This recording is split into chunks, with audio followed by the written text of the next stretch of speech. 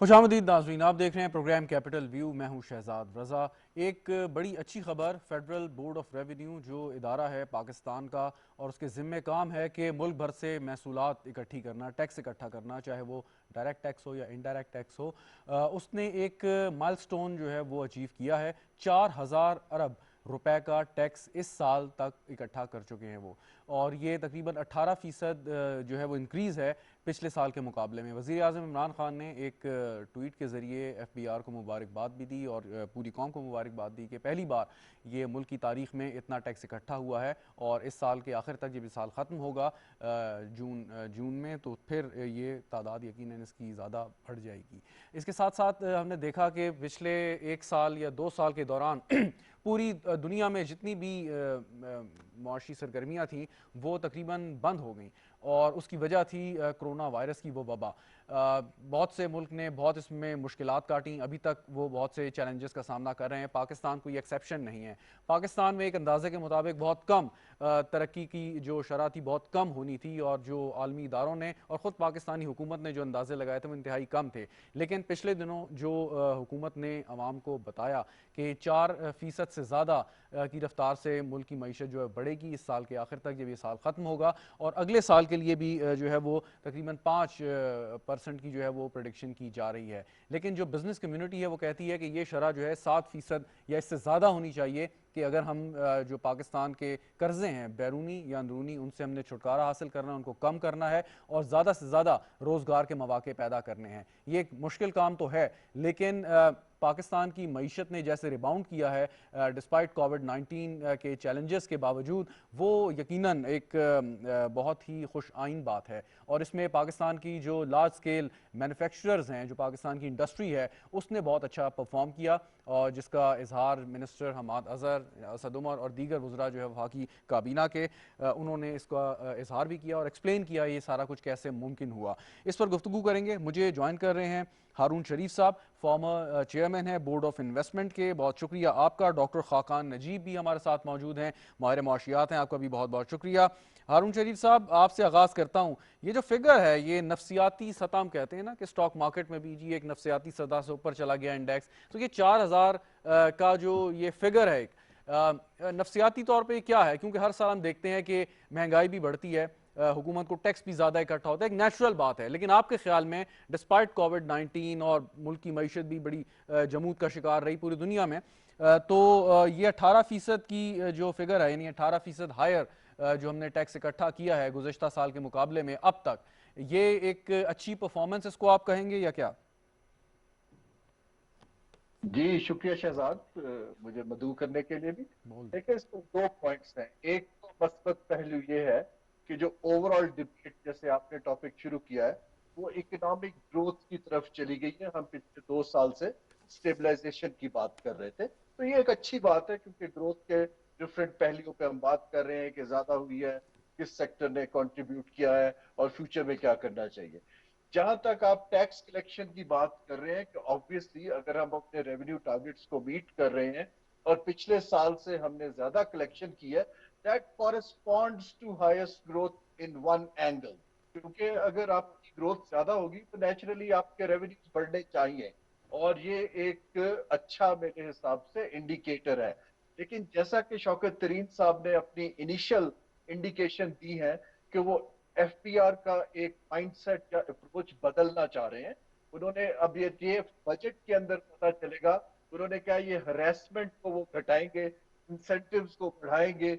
इसके बाद पता चलेगा जब हम अगला खासा एम्बिशियस टारगेट सेट कर रहे हैं 6,000 ट्रिलियन के आसपास, जी। उसमें हम कहां तक जा अच्छा, पाते हैं। एक सवाल लेकिन है सर। ओवरऑल ये एक पॉजिटिव जी, सेंस है और मैं इसको सपोर्ट कर रहा हूँ। Very right. टैक्स कलेक्शन पे ही हारून साहब, वो ये कि हर हुकूमत हर दौर में हर साल एक टारगेट रखती है अपना कि इतना हमने टैक्स इकट्ठा करना है, और हमने हमेशा ही देखा है कि उस टारगेट को रिवाइज किया जाता है कि हम इतना टारगेट पूरा नहीं कर सकते, अब नया टारगेट हमारा ये होगा। तो ये हायर टारगेट रखना आपके ख्याल में ये अच्छी हिकमत अमली होती है या एक रियलिस्टिक टारगेट ही रखना चाहिए?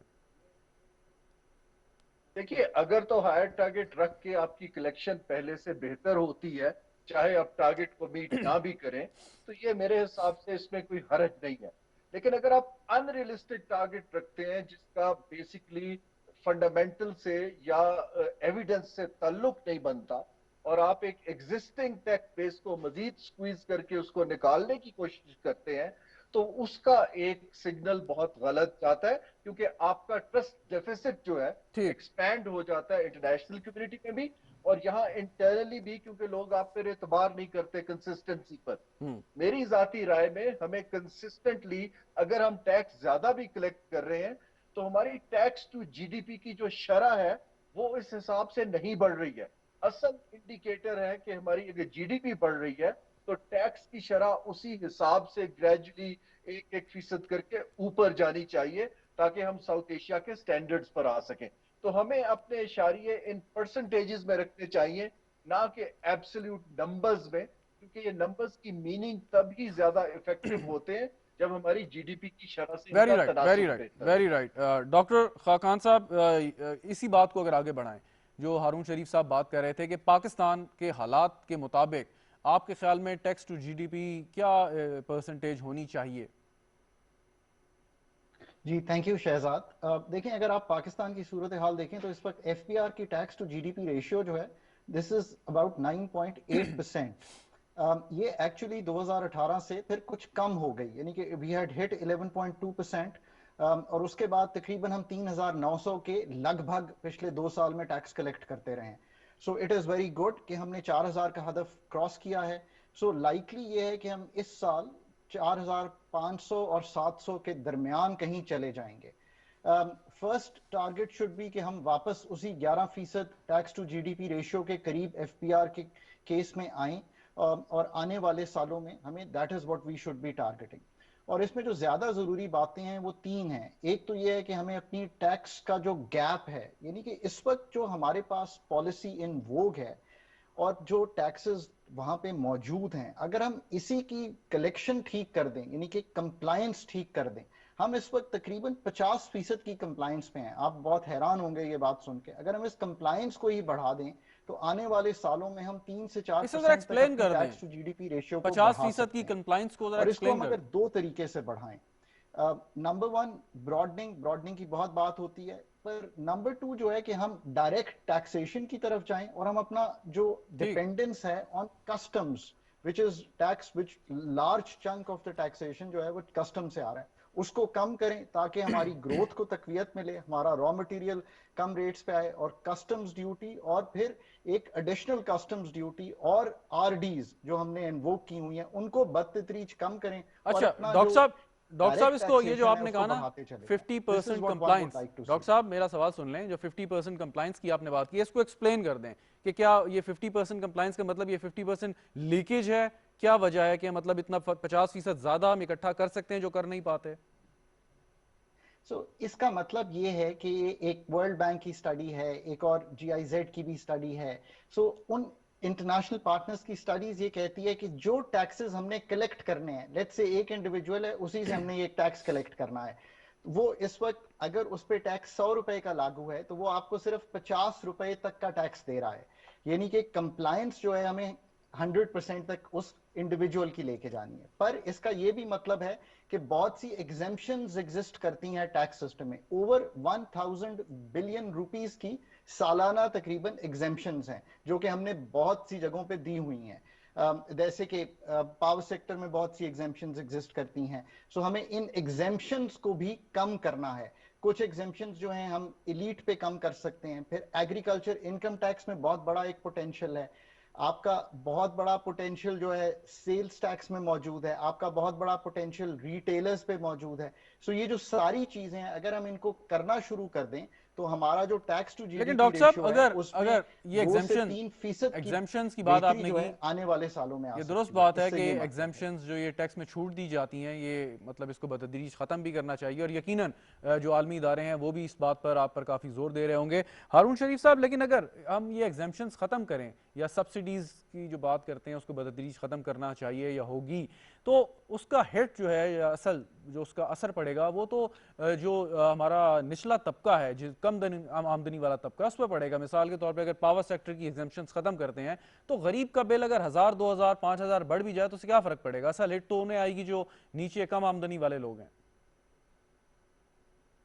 जी देखिए शहजाद, इसके भी दो पहलू हैं। एक इसका टेक्निकल पहलू है जिसमें हमें टारगेटेड सब्सिडीज पर जरूर काम करना जी चाहिए बिल्कुल। ताकि गरीब और निचला तबका इनको इम्पैक्ट कम हो। लेकिन अगर आप अक्रॉस द बोर्ड सब्सिडी देते हैं, जैसे अगर पेट्रोल महंगा होता है तो अमीर के लिए भी होता है, गरीब के लिए भी होता है, वेरी तो राइट। उसके अंदर हमें तफरीक करने की जरूरत है। दूसरी चीज ये है कि देखिए इस वक्त अगर पाकिस्तान की एक डायरेक्शन मस्बत सिमत की तरफ इंडिकेट कर रही है, तो किसी भी इकोनॉमी के लिए और हिस्टोरिकली देखिए पाकिस्तान के लिए सबसे बड़ा चैलेंज ये है कि इन अशारियों को सस्टेन कैसे किया जाए।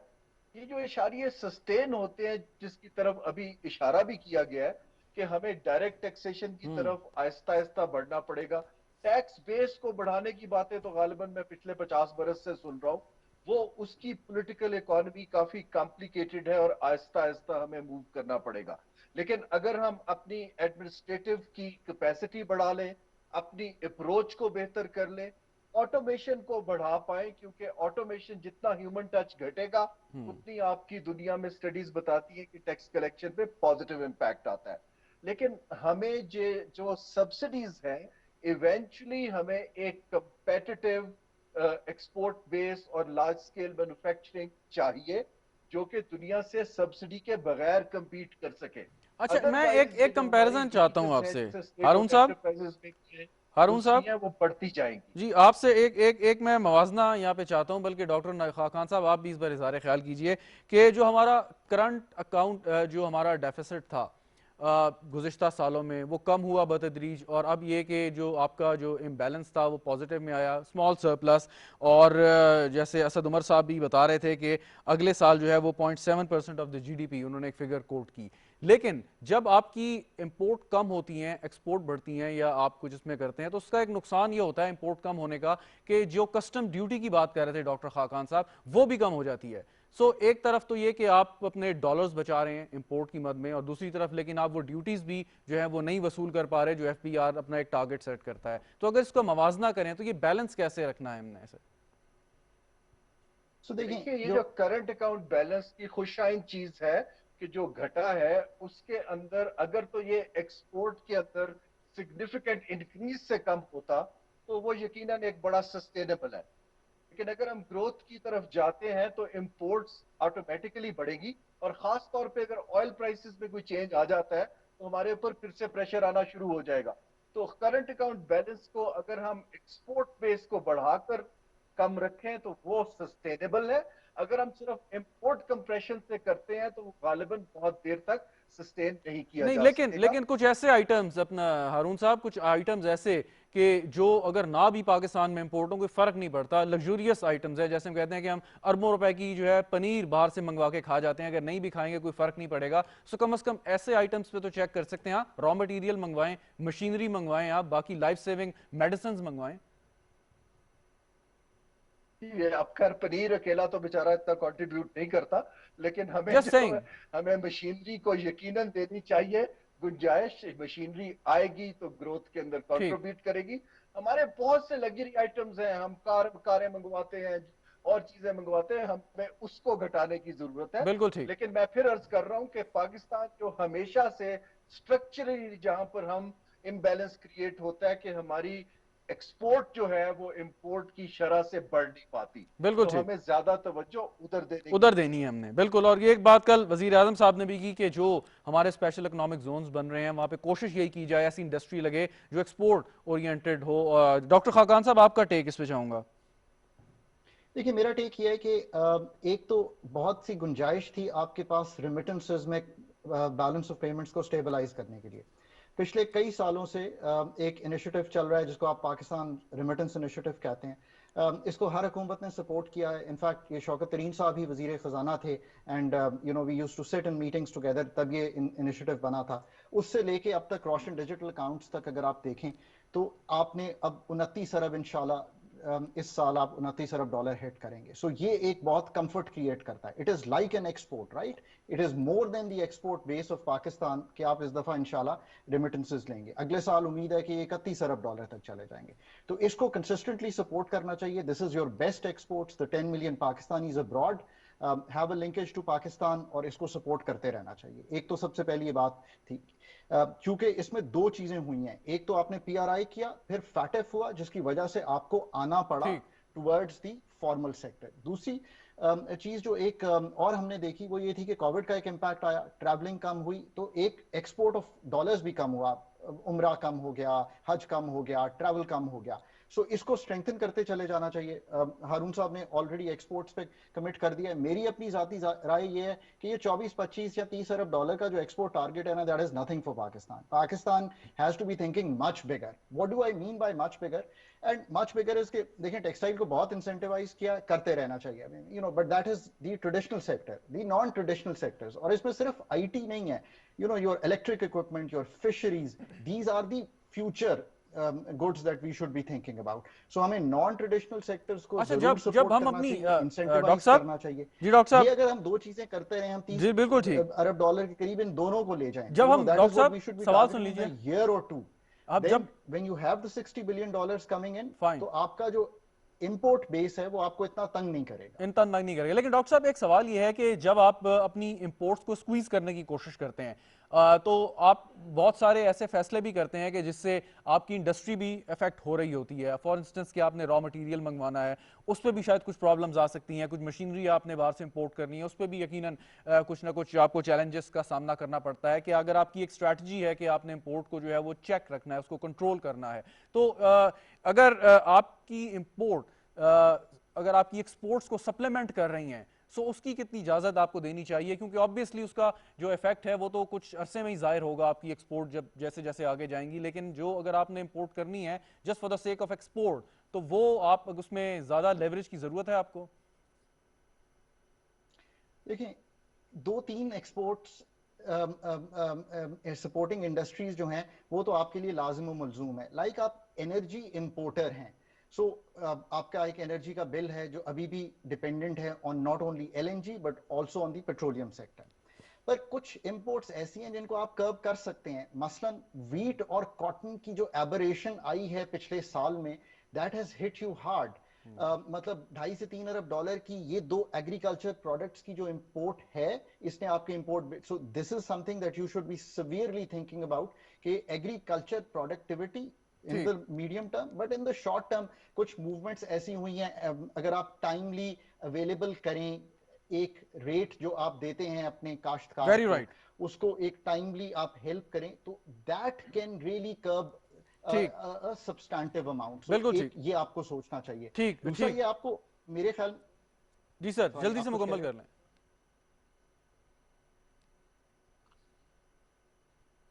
जी, डॉक्टर जी, दूसरा डॉक्टर साहब मेरे मुकम्मल ख्याल में कर लें। आपको सिवियरली ये सोचना चाहिए बजट में कि आपको आरडीज और एसीडी और कस्टम्स ड्यूटी को कम करना चाहिए बहुत सी ऐसी आइटम्स में जो आपकी एक्सपोर्ट्स में ठीक, यूज होती हैं। दिस बिल्कुल विल ठीक, बिल्कुल रियली ठीक। हारून ईज शरीफ योर साहब, मैं वापस एक्सपोर्ट्स। आ रहा हूँ डॉक्टर साहब के पास। हारून साहब, एक एक एक जो बहुत बड़ा इशू है, जो हमारी डोमेस्टिक इकोनॉमी है, मुल्क के अंदर इकोनॉमी कैसे चल रही है, उसका एक बहुत बड़ा कंपोनेंट जो है वो पब्लिक सेक्टर डेवलपमेंट प्रोग्राम है।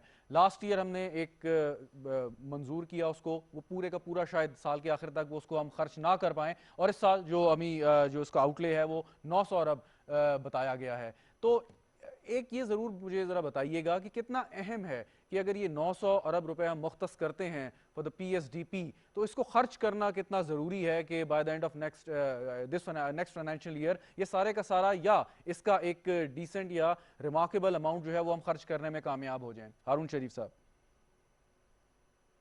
जी देखिए शहजाद, इसमें ये बड़ा अहम सवाल है कि हमारे मुल्क के अंदर इस वक्त हमारी ओवरऑल इन्वेस्टमेंट टू जीडीपी की रेशो तकरीबन 15% के लगभग है। ये जो पब्लिक सेक्टर डेवलपमेंट प्रोग्राम है, ये पब्लिक इन्वेस्टमेंट जो है, ये प्राइवेट कैपिटल को अट्रैक्ट करती है। हमारे जो कंपेटिटर्स हैं खित्ते के अंदर, उनकी रेशो तकरीबन 25% के लगभग है। तो हमें ये तो करना ही करना है। आपका दूसरा सवाल ये है कि इतना बड़ा टारगेट हम क्यों नहीं कर पाते। ये एक गवर्नेंस का सवाल है, ये एक हुकूमत की कैपेसिटी का सवाल है। और यहां पर मैं अर्ज करना चाहूंगा कि हमें यकीनन थोड़ा आउट ऑफ द बॉक्स सोचने की जरूरत है। हमें प्राइवेट सेक्टर की एक्सपर्टीज को भी यूज करना चाहिए। बहुत सारे ऐसे प्रोजेक्ट हैं जो टैक्स पेयर के पैसे के अलावा एक्चुअली हमारी फाइनेंशियल मार्केट्स भी सपोर्ट कर सकती हैं। जैसे टोल वाली सड़कें हैं, उसके लिए बॉन्ड फ्लोट किए जा सकते हैं। हमें थोड़ा सा इनोवेटिव फाइनेंसिंग फॉर डेवलपमेंट की तरफ भी सोचने की जरूरत है। लेकिन आपका स्पेसिफिक सवाल ये है कि ये जो हमारा एक थ्रो फॉरवर्ड ऑफ प्रोजेक्ट्स चला आ रहा होता है, जिसको हम अगर एब्जॉर्ब करने लग पड़े तो अगले कई बरसों का पीएचडी भी वहीं लग जाएगा। हमें इस वक्त कुछ इसकी सीक्वेंसिंग और प्रायोरिटाइजेशन की जरूरत एक है। दूसरा ये है कि जो करंट हमारा इदारा जाती इंतजाम है जिससे फंड्स का फ्लो होता है, उसके अंदर बहुत से हिकअप्स हैं। तो हमें ये पब्लिक फाइनेंशियल मैनेजमेंट से ज्यादा मैनेजेरियल कैपेबिलिटी की जरूरत है कि प्रोजेक्ट टाइमली इंप्लीमेंट हो पाए। लेकिन जहां तक इसकी खर्चने की जरूरत है, जब तक पब्लिक सेक्टर डेवलपमेंट की इन्वेस्टमेंट नहीं बढ़ेगी, हमारी investment to GDP ratio overall नहीं बढ़ पाएगी। बिल्कुल ठीक। डॉक्टर साहब, ये कल जो असद उमर साहब प्रेस कॉन्फ्रेंस कर रहे थे, उन्होंने उस पर यह भी बात की कि एक हमारे जो एहतसाब के इदारे हैं, उनकी वजह से भी शायद सरमायाकार थोड़ा सा घबरा जाते हैं आजकल कि हम इन्वेस्टमेंट करेंगे, इंक्वायरी शुरू होगी, सवाल जवाब होंगे, पूछगछ होगी, क्योंकि पूरी की पूरी डॉक्यूमेंटेड इकोनॉमी तो हमारी नहीं रही है। जिनकी जो उनके एसेट्स हैं वो शायद वो मनी ट्रेल देने में बहुत से लोगों को प्रॉब्लम भी आती है।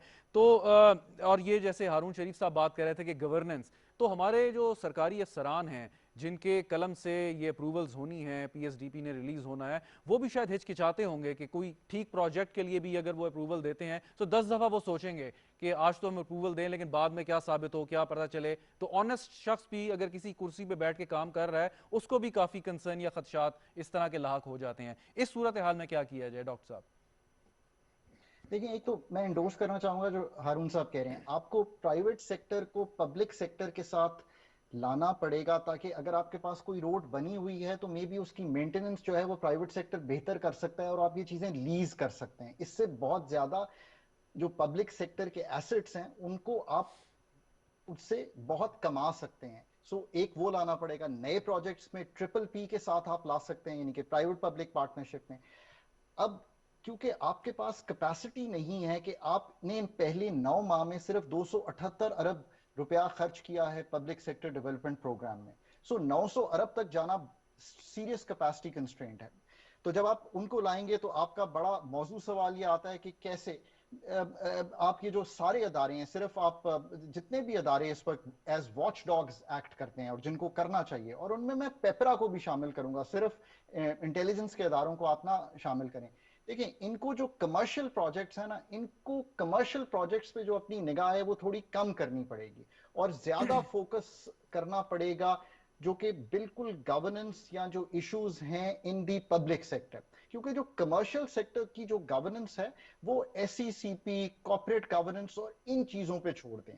अगर आप उसमें जाएंगे तो बहुत सी मुश्किलात पैदा होंगी, क्योंकि जो सिर्फ ये नहीं है कि उनके कलम से दस्तखत का मसला है, ठीक। देयर इज अ मैं टाइम एक इशू एक आल्सो। एक एक जितना मिसाल देना टाइम चाहूंगा डिले होता है डॉक्टर साहब, और मैं चाहूंगा कि उस पर आप इज़हार ख्याल करें कि मिसाल के तौर पे सिंध में एक स्पेशल इकोनॉमिक जोन बन रहा है। उन्होंने प्राइवेट जो इन्वेस्टर्स हैं या पार्टीज हैं उनको इनवाइट किया कि जी आप आएँ और इसको डेवलप करें, इसको मार्केट करें, इसको बेचें, और इतनी जो हमारा शेयर बनता है इसमें वो गवर्नमेंट को आप दे दें। तो यानी कि सारे का सारा हेडेक उस प्राइवेट पार्टी का या इन्वेस्टर का है कि वो वहां पे आएगा, अपनी इन्वेस्टमेंट भी लाएगा, उसको बनाएगा भी, उसको इन्वेस्टमेंट करेगा, उसकी मैनेजमेंट भी करेगा, और इन दी एंड गवर्नमेंट जो है वो उस पर एक अपना शेयर ले लेगी। तो क्या ये अप्रोच बेहतर है आपके ख्याल में?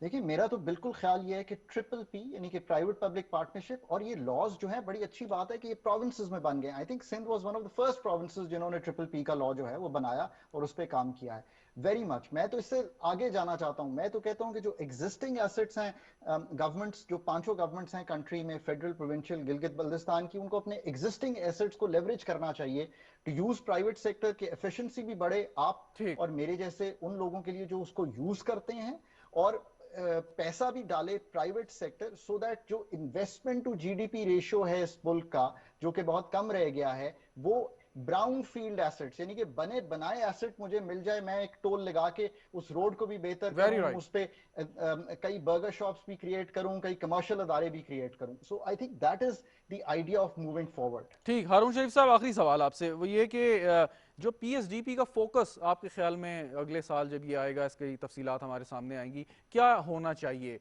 हुकूमत के पास क्या आप समझते हैं कि बेहतर ऑप्शंस हैं? क्या इसको जो सोशल सेफ्टी प्रोग्राम्स हैं उनकी तरफ डाइवर्ट करना चाहिए, स्कूल्स एजुकेशन में, हेल्थ में, उस तरफ ज़्यादा इन्वेस्टमेंट होनी चाहिए? और जैसे भी डॉक्टर साहब बात कर रहे थे कि एक सड़क बननी है तो उसको पब्लिक प्राइवेट पार्टनरशिप से बने, उसके टोल के जरिए जो है वो प्राइवेट इन्वेस्टर जो है अपनी रकम वहाँ से वसूल करे, तो बजाय इसके कि हुकूमत सड़कें बनाने या बाकी काम करने में अपने पैसे लगाए, ये सोशल सेक्टर की तरफ डाइवर्ट, क्या ये अच्छी अप्रोच होगी या आप समझते हैं कि इसके लिए कुछ और करना है हमें?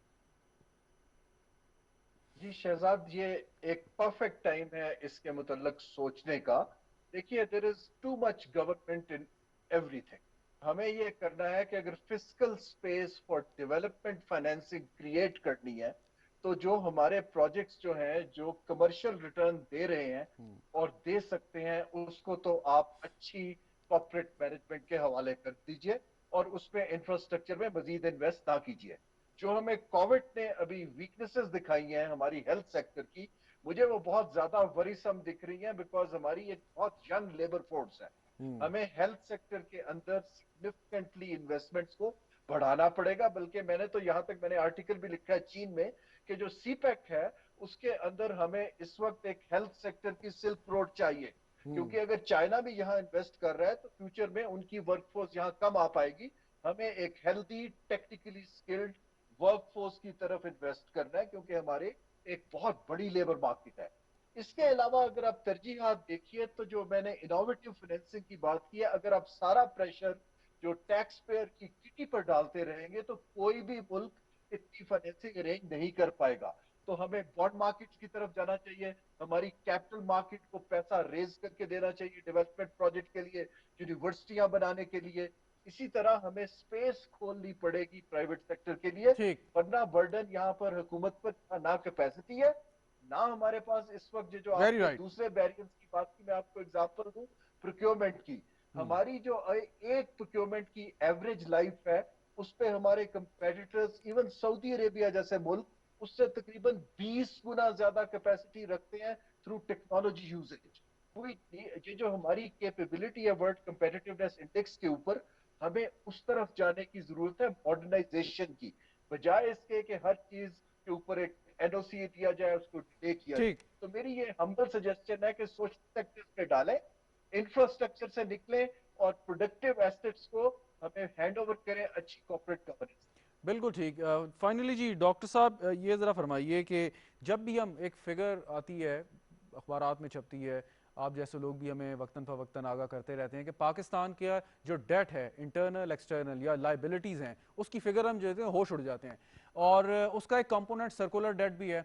पिछली हुकूमतों में जिस किस्म के आईपीपीज़ के साथ आपके मुआहदे हुए, उसमें अब वो बिजली पैदा कर रहे हैं, चाहे वो हमारी ज़रूरत से ज़्यादा भी है, हमने पैसे देने हैं, जिसकी वजह से ये सर्कुलर डेट जो है कि विशियस सर्कल है, इससे हम पता नहीं निकल नहीं पा रहे। सो आपके ख्याल में क्या हुकूमत के पास ऑप्शन है या होता है कि कोई ऐसा मुआहदा जो पाकिस्तान के अवाम के, रियासत के हक में नहीं है, नुकसान दे रहा है, उसको वो ख़त्म कर सकें या कम अज़ कम निगोशिएट करें उस पर?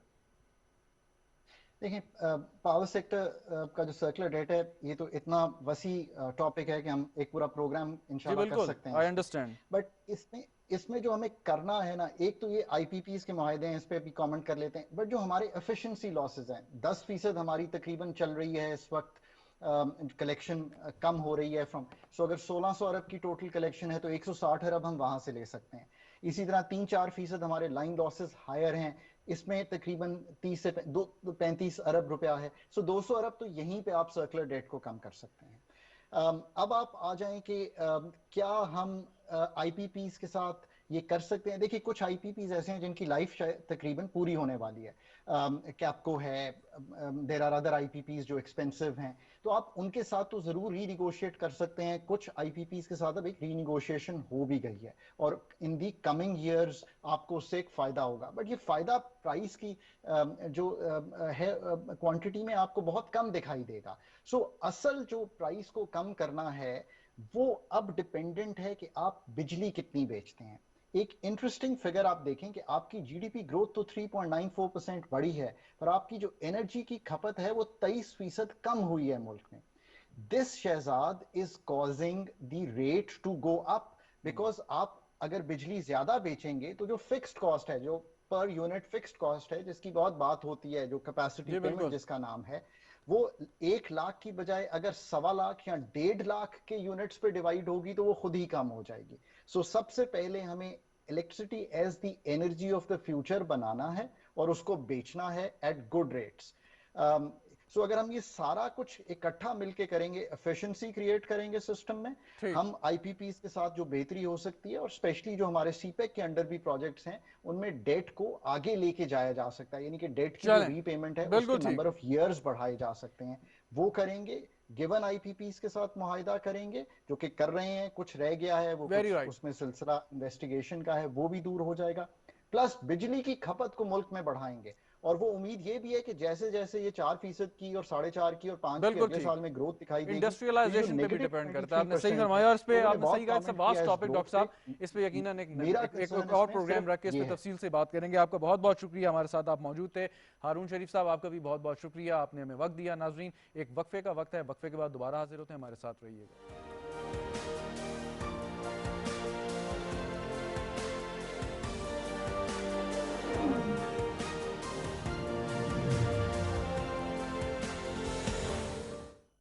सीनियर सहाफ़ी जाहिद फारूक मलिक की ज़ेर अदालत जुड़वा शहरों से शाये होने वाला अखबार रोजनामा मेट्रो वॉच रवां बरस अपनी कामयाबी के 10 साल मुकम्मल कर रहा है। रोजनामा मेट्रो वॉच इस सिलसिले में तबादुर के साथ कामयाबी के इन 10 सालों के हवाले से खुसूसी अशातों का भी एहतमाम कर रहा है, जिसमें खुसूसी मसामीन, इंटरव्यूज और फीचर्स शामिल हैं। आज ही अपने हॉकर से रोजनामा मेट्रो वॉच की कॉपी बुक करवाएं और विजिट करें www.metrovatch.com.pk। शादी के वक्त तो यूं लगता था कि मैं जिम्मेदारियों के बोझ तले ही दब जाऊंगा, लेकिन मैंने और मेरी बीवी ने बाहमी मुशावरत से अपनी छोटी सी फैमिली की बुनियाद मुनासिब वक्फे, माँ और बच्चे की सेहत पे रखी, इसलिए मेरी लाइफ तो सेट है। मुफ्त मशवरे और काबिल भरोसा सहूलियात की हुसूल के लिए मुफ्त कॉल करें महकमा बहबूद आबादी, हुकूमत पंजाब। एक बार फिर वजीर आजम पाकिस्तान इमरान खान से फोन पर बराह रास्त बात करें। 30 मई बरोज इतवार दोपहर 3:30 पर आपके सवालात और वजीर आजम के जवाब। राब्ते के लिए फोन नंबर 051-922-4900। आपका वजीर आजम आपके साथ।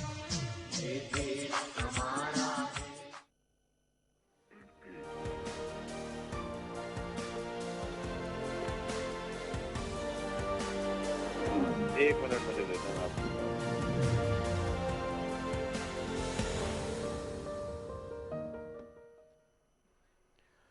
प्रोग्राम में एक बार फिर खुशामदीद नाजरीन। गुफ्तगू पहले हम कर रहे थे मुल्क की मईशत पे, उसके मुख्तलिफ जो उसके कंपोनेंट्स हैं उस पर बात हो रही थी। अब बात करते हैं कि वज़ीर आज़म इमरान खान ने नोटिस लिया, जो एक कंप्लेंट सेल है वहाँ पे ओवरसीज़ पाकिस्तानी, वो जो हमारे पाकिस्तानी भाई बहन बाहर रहते हैं, पाकिस्तान की मईशत में एक बहुत बड़ा किरदार है उनका रेमिटेंसेस की शक्ल में, और एक रिकॉर्ड उन्होंने इस दफ़ा जो है रेमिटेंसेस भेजी हुकूमत पर एतमाद करते हुए। लेकिन उनकी कुछ शिकायत भी होती हैं, और आम तौर पर देखा गया कि ओवरसीज़ पाकिस्तानी या पाकिस्तान से बाहर जो लोग जाते हैं पैसा कमाने, अगर उनकी फैमिलीज पाकिस्तान में है तो उनको वो पैसा यकीनन भेजते हैं, और साथ साथ जो भी अपनी वो जमा पूंजी इकट्ठी करते हैं, इन्वेस्ट सेविंग करते हैं, उसके लिए उनके पास या वो ये समझते हैं कि सबसे अच्छा ऑप्शन ये है कि वो पाकिस्तान के अंदर प्रॉपर्टी में इन्वेस्ट कर दें, कोई प्लॉट खरीद लें, घर खरीद लें।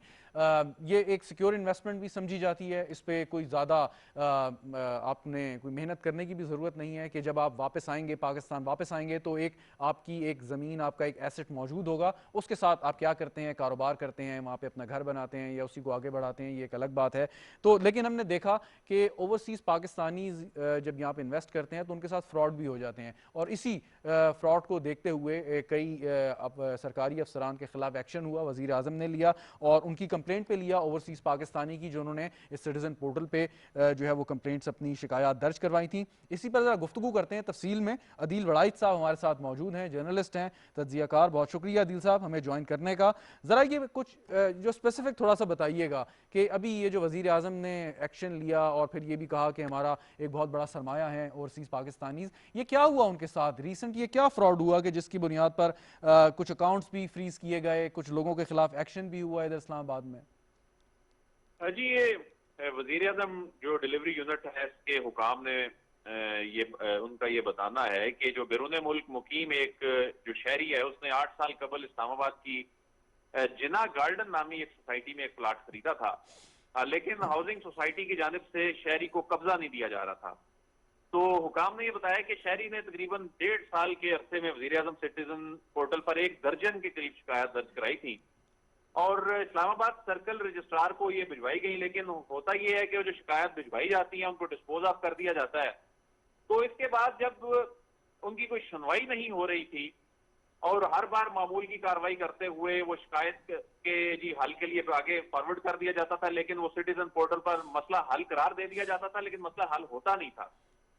तो ये मामला उनके नोटिस पे आया जब वजीर आजम ऑफिस ने फिर रजिस्ट्रार कोऑपरेटिव से 24 घंटों में तमाम कोऑपरेटिव हाउसिंग सोसाइटी से मुतल्लिक शिकायत के डाले और इसका जो तरीकाकार है इस पर तफसीली रिपोर्ट तलब कर ली है और ये भी कहा गया है कि जो इस किस्म की तमाम शिकायतें हैं इनको दोबारा खोलो, इनको दोबारा खोल कर इसमें इनका दोबारा जायजा लिया जाए जो इनको डिस्पोज ऑफ किया जा रहा था। और 21 रोज में कहा गया है कि वजीर आजम ऑफिस को इसकी रिपोर्ट भिजवाई जाए और इसमें मुतअद्दिद अफसरान जो हैं उनको ना सिर्फ बरतरफ किया गया है, कुछ को मुअत्तल किया गया है। और जो ओवरसीज पाकिस्तानी है ये सिटीजन पोर्टल पर ज्यादातर शिकायत इनकी जो आती हैं वो कब्जों से मुतल्लिक, इनको कब्जे ना मिलने से मुतल्लिक। तो वजीर आजम का चूंकि फोकस ये है कि ओवरसीज पाकिस्तानी चूंकि इस वक्त मुल्क की मईशत में बड़ा अहम किरदार अदा कर रहे हैं, हमारे जो रिजर्व हैं उनको मेंटेन रखने में ओवरसीज पाकिस्तानी आए रोज हर तकरीब में ओवरसीज पाकिस्तानी की बात करते हैं और सबसे ज्यादा शिकायत जब उनकी जानिब से है और उनकी सुनवाई ना हो तो ऐसे में फिर इस पे ये रद्द-ए-अमल देखने में आया है और फौरी जो अहकाम जो दिए गए हैं उसकी बड़ी वजह ये है, ये एक केस नोटिस में आ गया। ये अच्छा, बिल्कुल ठीक। ये बताइए कि ये एक कंप्लेंट आई या एक से ज्यादा कंप्लेंट आई, एक ही नौयत की आई और फिर वो डिस्पोज ऑफ हो गई। ये जो इस्तेहकाक है, ये जो ताकत है इसको ये करने की या जो कॉम्पिटेंट अथॉरिटी है वो किस लेवल तक है? आगे कोई बताना भी तो होगा कि जी आपने ये डिस्पोज ऑफ किया, इसकी ये बुनियाद है।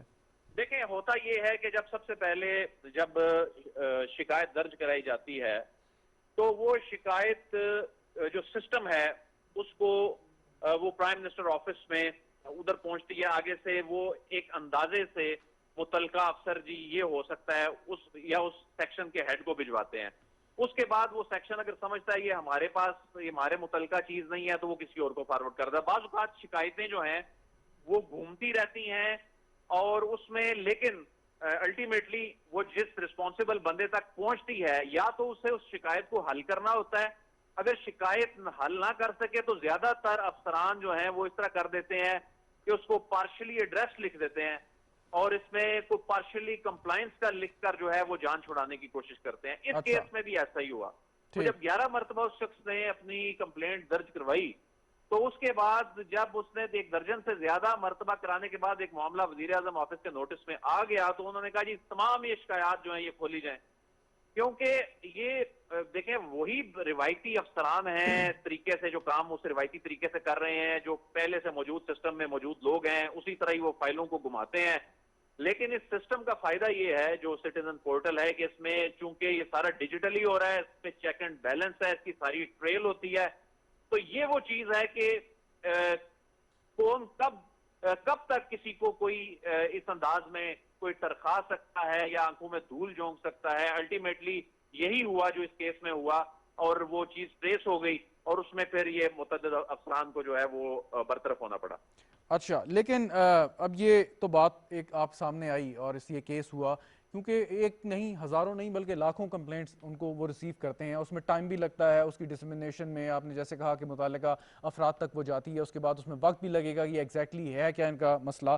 तो ये जो अंडर द कारपेट करने वाली जो बात है ये कुछ ट्रेंड है या कुछ सिर्फ यही इंडिविजुअल थे जो इसमें मुलव्वस पाए जा रहे थे? क्योंकि ये जो इदारा है इसकी क्रेडिबिलिटी बहुत अच्छी बनी, इस पे लोगों ने फीडबैक बहुत अच्छा दिया, हुकूमत को अप्रिशिएट उन्होंने किया और कहा कि जी बड़ी ज़बरदस्त तरीके से और स्विफ्टली जो है वो डिस्पोजल हो रहा है उनकी कंप्लेंट्स का। वो शायद किसी सरकारी दफ्तर में जाने की इजाज़त भी उनको नहीं मिलती होगी समटाइम्स, लेकिन यहाँ पे वो अपनी जो बात है वो मुताल्लिका अफसर तक पहुँचा सकते हैं। तो ये कोई पैटर्न तो नहीं है, सिर्फ चंद ये इंडिविजुअल्स थे जो इस काम में मुलव्वस रहे? नहीं जी, ये पैटर्न है, ये पैटर्न है। और ये बेसिकली पोर्टल का मकसद क्या है? पोर्टल का मकसद ये है कि इस डिजिटल टूल को इस्तेमाल करते हुए एक ऐसा चेक एंड बैलेंस का सिस्टम रखा जाए कि अगर किसी ने इसको कोई इस अंदाज में कंप्लेंट को बंद भी कर दिया है तो ये बाद में भी उसकी सारी ट्रेल मौजूद हो, उसका सारा जो सीक्वेंस है इवेंट्स का वो इसमें रजिस्टर होता है।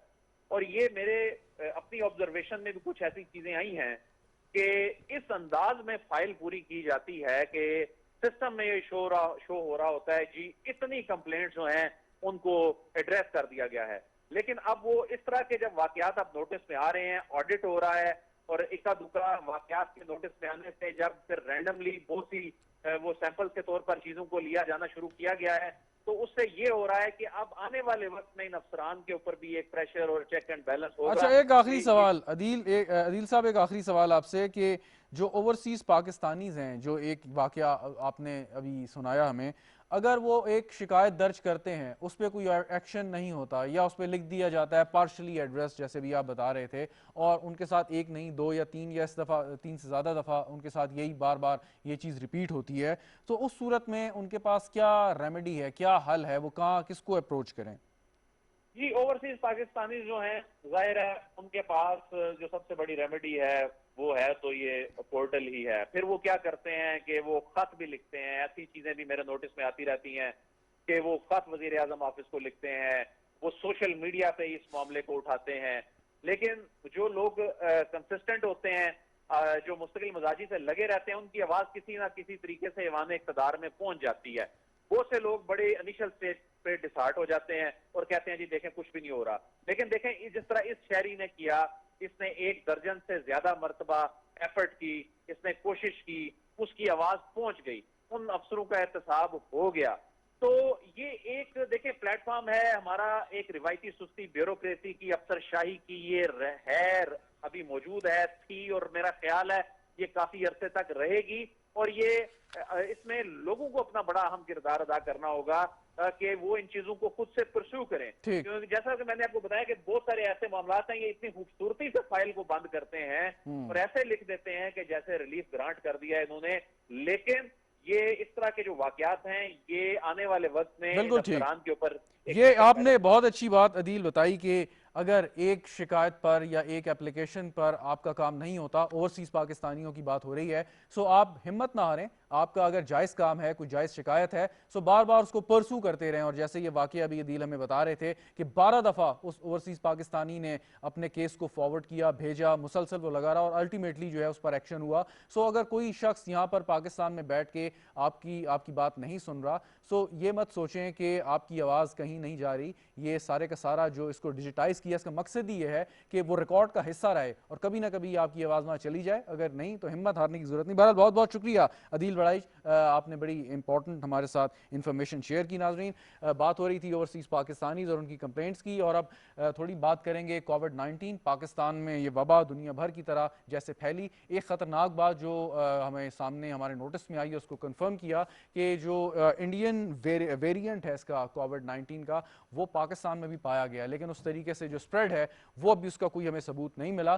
तो अभी हम इस स्टेज पे परेशान नहीं होते, हम यही सोचते हैं कि अगर कोई ऐसा वेरिएंट आया भी है, सो जिस रिजिलियंस के साथ पाकिस्तानी कौम ने इसका सामना किया है, और हमने देखा कि ईद उल फित्र की जो छुट्टियां थी उसके दौरान हमने जो कंप्लाइंस की है, कोशिश की है कि हम इस वबा से निजात हासिल करें और अपने आप को महफूज रखने की कोशिश करें, वो काबिल सताइश है। तो हम यकीनन इस चैलेंज से भी निपटने के लिए तैयार हैं। साथ साथ जो एक और ख़बर थी कि अब तालीमी इदारे वहाँ पर बाकायदा तालीमी सरगर्मियों का आगाज़ हो जाएगा, और ये चीज़ जो है वो मैंडेटरी कर दी गई है टीचर्स के लिए कि वो वैक्सीनेट होकर जो है तालीमी इदारों में आएंगे और दरस व तदरीस का सिलसिले को जारी करेंगे। लेकिन इसके साथ साथ हम ये समझते हैं ज़रूरी है कि वो स्टूडेंट्स जो 18 साल से ज़ायद उम्र के हैं, जिनके लिए वैक्सीन लगाने का आगाज़ हो चुका है, जो रजिस्ट्रेशन अपनी करवा सकते हैं, वो भी कोशिश करें कि ज़्यादा से ज़्यादा तादाद में अपने आप को रजिस्टर करवाएं। कोशिश करें कि किसी भी तालीमी इदारे में अगर आप जा रहे हैं, सो यकीनन आपका एक इंटरेक्शन होगा अपने क्लास फेलो से, अपने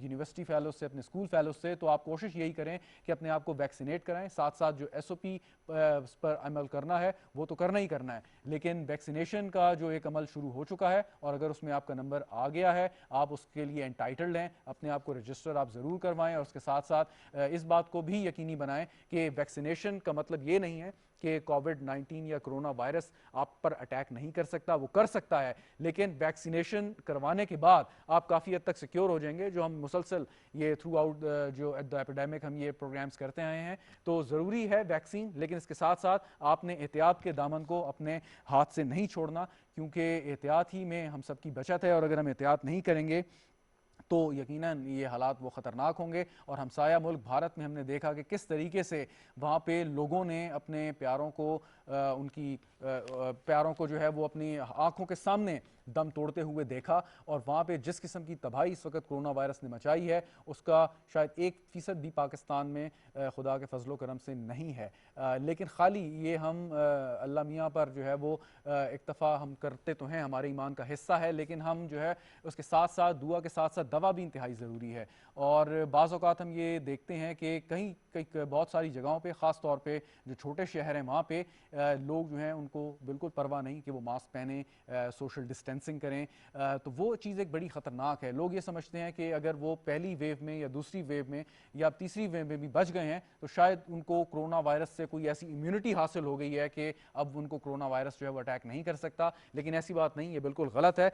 तो असल बात ये कि पाकिस्तान की जो मईशत है, पाकिस्तान का जो हेल्थ सिस्टम है, वो बिल्कुल इसका मुतहम्मिल नहीं हो सकता कि हमारे यहाँ उन ममालिक जैसी सूरत हाल पैदा हो कि जो हमने भारत में देखी, या जो हमने ब्राज़ील में देखी, या साउथ अफ्रीका में देखी, या हमने यूरोप के ममालिक बहुत सारे ममालिक में देखी। सो पाकिस्तान के अवाम ने जिस मेहनत के साथ, जिस लगन के साथ कोशिश की है अपने आप को बचाने की, ताउन किया है, या जो पाकिस्तान की इंतज़ामिया है उसने लोगों के साथ मिलकर एक जो है ये सिस्टम को इवॉल्व किया और कोशिश की कि ये कोरोना वायरस का स्प्रेड ना हो पाए, उसी की बदौलत हमारे पास ये इस वक्त सिचुएशन है।